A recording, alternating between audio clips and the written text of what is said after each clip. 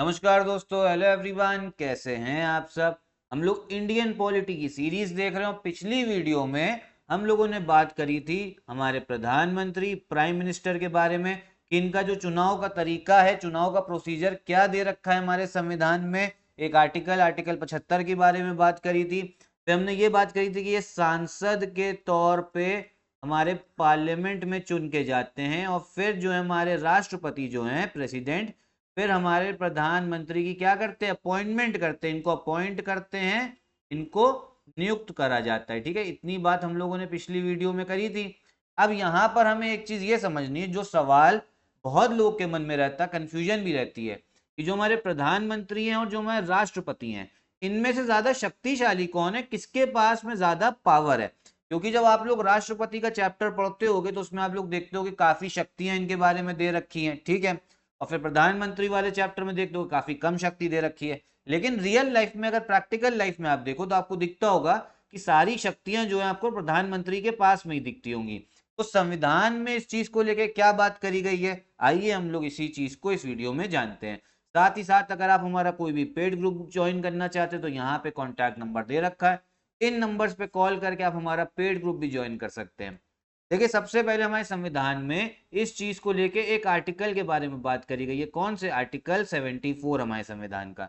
अब आर्टिकल 74 ये कहता है कि एक होगा हमारे काउंसिल ऑफ मिनिस्टर, जो हमारे मंत्री परिषद होंगी, उसके हेड, मंत्री परिषद जो काउंसिल ऑफ मिनिस्टर, उसके हेड कौन होंगे, उसके हेड होंगे हमारे प्रधानमंत्री होंगे। ठीक, पहली चीज तो आपको ये पता होनी चाहिए कि इसके हेड कौन होंगे, आपके प्रधानमंत्री।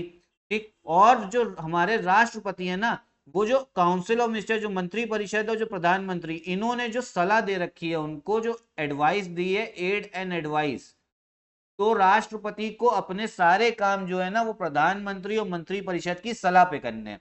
आर्टिकल ये दे रखा है, आर्टिकल को एक बार हम लोग पढ़ते हैं, समझते हैं क्या बोला जा रहा है। There shall be a council of ministers, ठीक है, मंत्री परिषद होगा, with the prime minister at the head, क्योंकि हमें पता है कि जो मंत्री परिषद है उसके हेड कौन होते हैं, हमारे प्राइम मिनिस्टर होते हैं। At the head to aid and advise the president, ठीक है, किसको एडवाइस करने के लिए, हमारे प्रेसिडेंट को। Who shell in the exercise of his functions act in accordance with such advice. इसमें यह बोला जा रहा है कि राष्ट्रपति अपने फंक्शन को एक्सरसाइज जब करेंगे, जब जो भी काम करेंगे ना, तो जो एडवाइस उनको किसने दे रखी है, प्रधानमंत्री और मंत्री परिषद ने, तो उनको उसी एडवाइस के तहत क्या काम करना पड़ेगा। राष्ट्रपति को सहायता और सलाह देने के लिए एक मंत्री परिषद होगी जिसका प्रमुख प्रधानमंत्री होगा। ठीक है, ठीक है, तो राष्ट्रपति को सलाह कौन दे रहे हैं, फिर से समझ लीजिए, सलाह कौन दे रहे हैं, मंत्री परिषद दे रही है। और मंत्री परिषद के भी हेड में कौन आ जाता है, प्रधानमंत्री, मतलब प्रधानमंत्री आपको सलाह दे रहे हैं राष्ट्रपति को। ठीक, और राष्ट्रपति अपने कार्यों के अभ्यास में ऐसी सलाह के अनुसार ही कार्य करेंगे। ठीक है, मतलब आप लोग जैसे ये समझो, हम लोगों ने प्रेसिडेंट के चैप्टर में जैसे ये पढ़ा, प्रेसिडेंट जो है वो आपका ऑर्डिनेंस भी इशू कर सकते हैं। ठीक है, ये सब हमें पता है। फिर प्रेसिडेंट जो हमारे राष्ट्रपति हैं, यही आपकी आपातकाल इमरजेंसी भी लगाते हैं। ठीक है, प्रेसिडेंट जो है आपके, आप समझो जो हमारे इस देश के अटॉर्नी जनरल है, जो भारत के महान्यायवादी हैं, उनको भी अपॉइंट करते हैं। ठीक है, मैं आपको सब समझाता जा रहा हूँ। प्रेसिडेंट जो जो यूपीएससी है, जो आईएएस का पेपर करवाती है, तो यूपीएससी के भी आपके अध्यक्ष होंगे और सदस्य होंगे, इनको भी नियुक्त कौन करते हैं, इनको भी आपके राष्ट्रपति नियुक्त करते हैं। ये सब बहुत सारी शक्तियां हैं इनकी। साथ ही साथ में और क्या, जो आपकी राज्यसभा है, राज्यसभा में भी आप ये समझो 12 सदस्यों को क्या करना होता है, नॉमिनेट, मनोनीत करना होता है। ये भी कौन करते हैं, राष्ट्रपति। आप सब कुछ ये पढ़ के आए हो ना। राष्ट्रपति आपके कैग को भी अपॉइंट करेंगे, ठीक है, जो ऑडिट करते हैं अकाउंट सरकार के। बहुत सारी अलग अलग शक्तियां होती है राष्ट्रपति की। लेकिन ये जितनी भी शक्तियां हैं ना राष्ट्रपति की, ये अपने मन से नहीं कर रहे हैं किसी को भी अपॉइंट, किसी की नियुक्ति जो है ना अपने मन से नहीं कर रहे, ना ही आपातकाल भी अपने मन से लगाएंगे। इनको किसके हिसाब से चलना पड़ेगा, हमारे प्रधानमंत्री और जो आपका मंत्री परिषद है ना, उसी के हिसाब से इनको काम करना पड़ेगा राष्ट्रपति को। जैसे आपको पता होगा, जो आपकी एक आपातकाल लगा था, जब किस प्रधानमंत्री कौन थी, हमारी श्रीमती इंदिरा गांधी थी। ठीक है, तो उस समय पे आपातकाल को घोषित किसने करा था, उस समय पे आपातकाल को घोषित तो हमारे राष्ट्रपति ने ही करा होगा।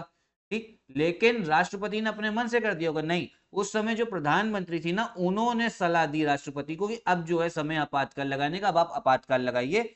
अब यहां पर आप पूछेंगे, क्या मान लो प्रधानमंत्री और मंत्री परिषद ने जो सलाह दी, तो क्या वो जरूरी है राष्ट्रपति को उसी के हिसाब से काम करना? बिल्कुल हाँ, इसका आंसर है हाँ। राष्ट्रपति जो भी काम करेंगे, यहां तक कि जो हमारा सुप्रीम कोर्ट है ना, वो भी ये बोल चुका है कि जो हमारे प्रेसिडेंट हैं वो जो भी काम करेंगे, जो भी ऑफिशियल काम करेंगे, ठीक है, वो उनको सारे काम किसकी सलाह से करने पड़ेंगे, किसकी सहायता से करने पड़ेंगे? जो हमारा मंत्री परिषद है, काउंसिल ऑफ मिनिस्टर है, और जो हमारे प्राइम मिनिस्टर है, ठीक है, प्रधानमंत्री है। ठीक, कहने का मतलब इतना है कि राष्ट्रपति के पास में आप जितनी भी पावर देखते हैं, वो असल में वो सारी शक्तियां जो है ना, वो किसके पास में? वो है आपके जो आपका मंत्री परिषद है, ठीक है। आपके किसके पास में आपको दिखेंगी वो सारी शक्तियां? वो आपको दिखेंगी जो आपके मंत्री परिषद है, ठीक, और जो आपके प्राइम मिनिस्टर है, ठीक। और मान लो अगर प्राइम मिनिस्टर ज्यादा पावरफुल है, जैसे आपको मोदी जी देखने को मिले, तो तब भी ज्यादातर सारी शक्तियां किसके पास चली जाएंगी? प्राइम मिनिस्टर के पास चली जाएंगी, ठीक है। और ये तो संविधान में दे ही रखा है कि मंत्री परिषद के हेड कौन होते हैं? वो आपके प्राइम मिनिस्टर होते हैं। तो प्राइम मिनिस्टर ही इन सबको जो है अलग अलग डिपार्टमेंट भी बांटते हैं, ये भी ध्यान रखिए, ठीक है। तो यहाँ पे हम लोग को बात समझ में एक ही चीज आ गई कि राष्ट्रपति को सारे काम किसकी सलाह से करने हैं? प्रधानमंत्री और मंत्री परिषद। सुप्रीम कोर्ट इसमें बार बार बोल भी चुका है। और मान लो, अच्छा एक चीज और दे रखी है, इसमें संशोधन भी हुआ था एक बार। मान लो राष्ट्रपति ने क्या बोला, इन्होंने कोई सलाह दी आपके प्रधानमंत्री ने, ठीक है, और राष्ट्रपति प्रेसिडेंट ने ये बोला कि देखो ऐसा है, ये जो सलाह है ना, किसने सलाह दी? एडवाइस दी प्राइम मिनिस्टर ने। प्रेसिडेंट ने कहा कि ये सलाह जो है मैं समझ में नहीं आ रही है, ठीक है, इन्होंने, और फिर से मान लो प्राइम मिनिस्टर और जो आपके मंत्री परिषद है फिर से इन्होंने कोई काम बोल दिया, तो हमारे राष्ट्रपति जो है ना वो बाधित हैं उस समय पे, तब उनको वो काम जो है वो सलाह के हिसाब से ही क्या करना है? काम करना है। ये आपके कौन से आर्टिकल में दे रखा है? आर्टिकल 74। कुल मिला के बात ये है, जो हमारा इंडियन स्टेट है, ठीक है, इंडियन स्टेट की बात करी जाए, पॉलिटिकल साइंस में स्टेट बोला जाता है। भारत राज्य की अगर बात करें ना, तो भारत राज्य के प्रमुख कौन है? भारत राज्य के प्रमुख है आपके प्रेसिडेंट, ठीक। लेकिन आपकी जो सरकार है भारत सरकार, और भारत सरकार के प्रमुख कौन है? वो हैं आपके प्राइम मिनिस्टर। कुल मिला के बात ये, ठीक। एक चीज और है यहाँ पे, जो सलाह दी जा रही है ना, जो प्राइम मिनिस्टर जो एडवाइस दे रहे हैं आपके प्रेसिडेंट को, वो कॉन्फिडेंशियल भी रहती, मतलब उसको किसी भी न्यायालय में, किसी भी कोर्ट में उसकी जांच नहीं हो सकती है, ठीक है। मतलब ये इन्हीं लोग के बीच में आपस में सीक्रेट की बात है, ठीक। इतनी बात जो है आप लोग को ध्यान रखिएगा। यही थी पूरी वीडियो, इसमें मैंने आपको यही समझाया कि किसके पास में ज्यादा आपको शक्ति देखने को मिलेगी। सरकार के तौर पे देखी जाए तो सारी शक्तियां वो किसके पास में? प्रधानमंत्री के पास में। यहीं पे मैं वीडियो भी खत्म करता हूँ। इंडियन पॉलिटी की सीरीज चल रही है, प्लेलिस्ट बनी हुई है, जितने भी इंपॉर्टेंट टॉपिक्स होंगे, आर्टिकल, हम लोग उसको कंसेप्ट वाइज समझेंगे, ताकि आपको डिटेल में ना यूपी पीसीएस में सब कुछ समझ में आ जाए, साथ ही साथ में आरओ के पेपर में भी। यहीं पे मैं वीडियो भी खत्म करता हूँ। नमस्कार।